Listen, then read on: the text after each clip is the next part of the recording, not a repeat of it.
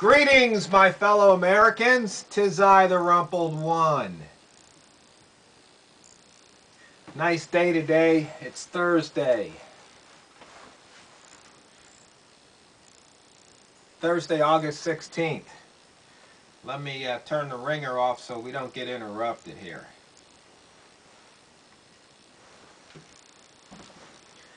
If you've watched my videos past day or two about the TheRumpledOne questions his congressman,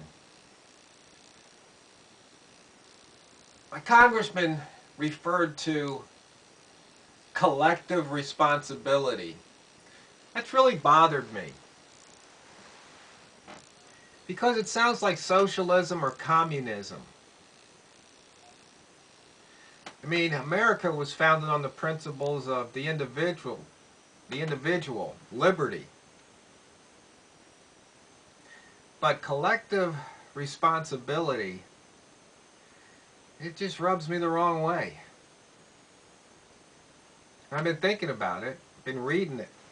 In fact, I had this book I picked up from the library. It's called Sanity, Insanity, and Common Sense. You probably know why I picked it up.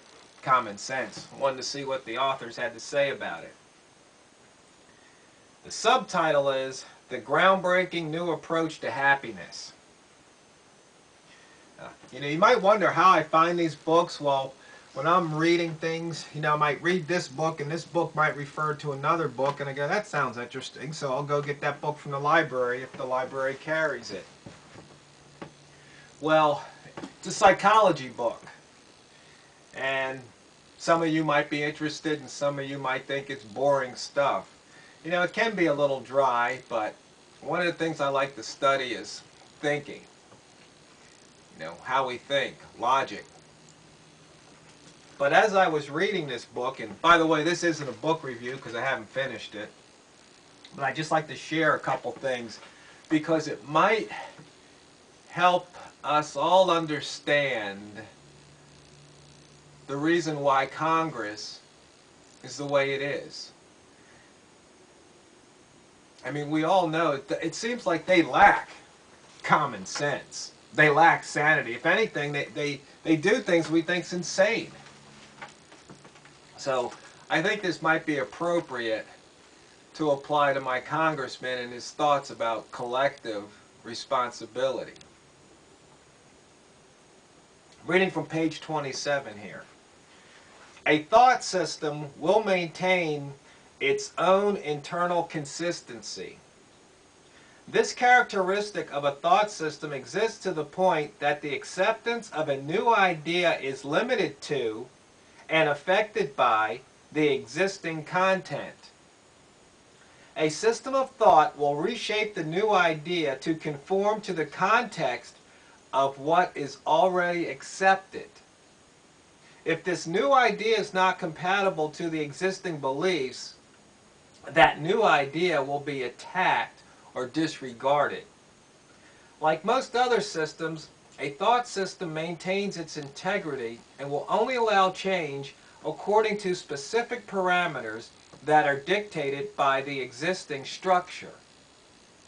Once a certain set of beliefs has been defined as the system, new data put into that system will change, following the rules that have already been set by the existing structure. Any thought that is plugged into this existing set will automatically follow the rules of the existing interpretations and biases. Now, what's all that mean? And how does that apply to collective responsibility? Well, if the mindset of Congress is that we have a collective responsibility, then that's it. It's set. And anything that comes into Congress is going to run through that filter or that bias. So basically, what this is telling me is we're screwed, in essence. Because if my congressman is representative of Congress, of the thought that's going through Congress, he's a Democrat, so if that's what the thought is, we're screwed as individuals. because no matter what we say or do, their thought function, their thought system is going to reject it. It's that simple. I mean, they can't have it both ways. And the more I thought about what he said in his answer to me, the more discrepancies, incongruencies, and that I see. See, you have to be an active listener. You have to listen to what they're saying, and then sit back and ponder for a few seconds or a few minutes or days or weeks even. Because then only when you step back and you see the big picture, he goes, he said this and he said that, but wait a minute, these two things aren't consistent. For example, I may or may not put up his beginning remarks. Maybe I should upload the video. Because if I'm not mistaken, he said something that the reason why jobs left this country was because businesses found out they could hire people for $1 an hour in Mexico. So all the jobs went down to Mexico. But then they left Mexico because they find out they could hire people for $1 a day over in China. I think that was part of his opening remarks. But then when I asked my question, he said, well, you know, back in the Clinton administration, we had an upper tax rate of 39 point whatever %. And then we lowered it during the Bush years, and the, you know, unemployment went up and jobs decreased. So if we raise it back up, then we'll get jobs. I mean, wait a minute. What's that got to... Do you see the discrepancy? Do I have to spell it out for you? You can't have it both ways. I mean, if jobs left because of Mexico and China having cheaper labor than the U.S., then what does that have to do with how we tax the upper income producers? You see, these are the kind of things that when you're sitting in the audience and your elected officials say them, you look around and a lot of times you'll see people doing this, like bobbleheads. They're just nodding. Very rarely do you see somebody doing this, where they're thinking about it, or they're going like, or they're shaking their head. For example, there was a comment made during his town hall meeting about gun control and assault weapons, and then a bunch of people started clapping and going yay, and I'm sitting up in the front row, boo! But you see, once again, we're looking at two different thought functions, two different belief systems here. I believe that the right to bear arms shall not be infringed means just what it says. It doesn't say you can own handguns or you can only own a shotgun or a rifle. It says shall not be infringed. And a lot of people want to argue, well, back then they didn't have automatic weapons and all these other things, and they would have never allowed people to have that. Well, you see, once again, that's faulty logic. Because if you look at it, a lot of people had state-of-the-art weapons in their front yard. They were called cannons. The second thing is that back then, most able-bodied men were part of the militia because they were fighting for something that they believed in. But once we got, became a nation with this separate army, and then people like me, just regular citizens, we don't fight the wars. This is when they try to, take away the guns from the citizens. No. Because you see, there's a poster out there on Facebook that says, a handgun, that's what you stop muggers and robbers and rapists. That's what you use to prevent them.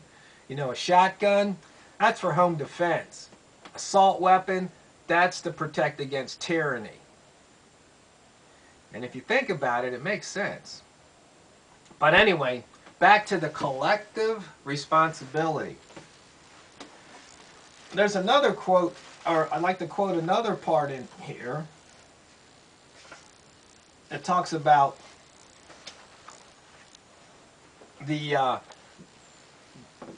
the brain and how we think. And I quote, page 28. Psychologically, each individual collects and combines learned attitudes, ideas, values, prejudices, and concepts into an accumulation of beliefs combined in a way that is unique to that individual. Any event or situation in that person's experience is plugged into this existing thought system, and then that event will be automatic, and then that event will automatically be transformed and perceived in a manner dictated by the rules of the existing interpretations and biases. By using thought as a perceptual filter, we transform any experience into what we think it to be. You see, there's reality, and then each one of us have a perception of that reality. And so, if you have a perception of a reality that says, you know, we have this collective responsibility, then that's just how you see it. And no matter what, you know, if there's a poor person, well, since we have a collective responsibility, we need to feed them. We need to take care of them, shelter them, clothe them, educate them, on and on and on. But that's not what this country was built on. It was built on the land of opportunity. Meaning, if you want to make it, you want to be successful, we're not going to stand in your way. That's what it means. But if you want to be a failure, if that's the opportunity you look for, well, by all means, fail. But don't expect us to help you. Don't expect us to help you fail or succeed. You're on your own. You're an individual. And that's what this country was founded on. Not these entitlements, not these phony rights like a right to health care.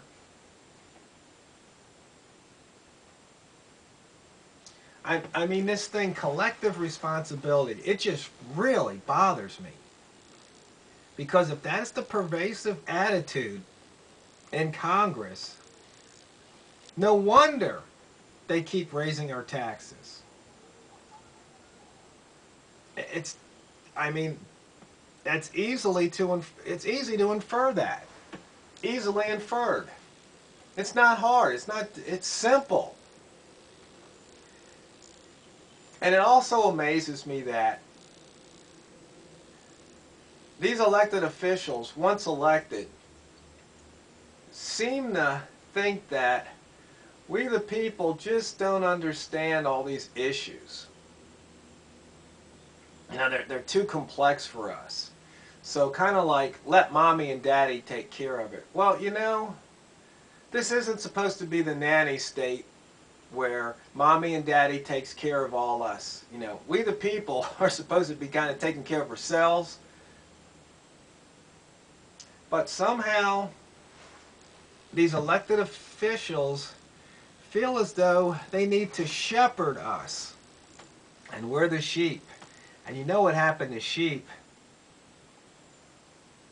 They get shorn, they get slaughtered, or they get eaten by wolves.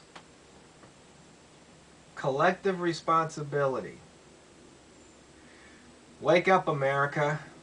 Smell the tyranny.